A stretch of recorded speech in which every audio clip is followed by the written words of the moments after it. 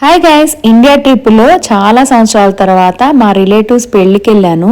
చాలా బాగా అనిపించింది నాకు. పెళ్లి ముచ్చట్లని ఈ రోజు వీడియోలో మీకు చూపిస్తాను. నాకన్నా ఆ పెళ్లిని అయితే మా అమ్మాయి చాలా ఎంజాయ్ చేసింది. ఎందుకంటే ఆ పెళ్లికి వాళ్ళ కజిన్స్ వచ్చారు, అలాగే మా రిలేటివ్స్ అందరూ చాలా మంది వచ్చారు. అందరినీ కలిసి బాగా ఎంజాయ్ చేసాం. అయితే చాలా రోజుల తర్వాత ఈ పెళ్లికి స్టార్టింగ్ నుంచి ఎండింగ్ వరకు ఉన్నాం అనుకోండి. అసలు పెళ్లి కూతుని చేసే దగ్గర నుంచి అప్పగింతల వరకు ఆల్మోస్ట్ అన్ని ఈవెంట్లని కవర్ చేసి ఒక్క ఈవెంట్ కూడా మిస్ చేయలేదు. అయితే పెళ్లి కూతురు చేసే ప్రోగ్రామ్ నుంచి మొదలైంది. ఆ తర్వాత పెళ్లి కూతురు అయిపోయినాక ఇదిగో మా పిల్లలు మేమందరం కలిసి భోజనం చేస్తున్నాం.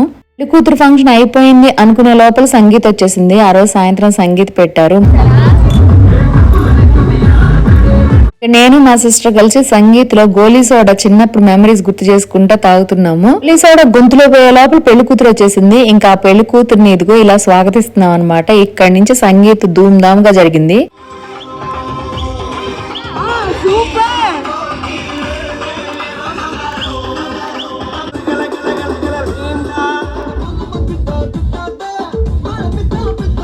సంగీత్లో అయితే పిల్లలు, పెద్దలు, అబ్బాయిలు, అమ్మాయిలు, ఆంటీలు అందరు కలిసి డాన్స్ లేని, స్కిట్లు ఏంటి, మామూలుగా ఎంజాయ్ చేయలేదండి. ఆ పెళ్లిళ్ళప్పుడైతే పొద్దున్నే పెళ్లి కూతురు చేసి సాయంత్రం పెళ్లి చేసి ఇక రాత్రికంతా అప్పగింతలు చేసి ఇంటికి పంపించేసేవాళ్ళు.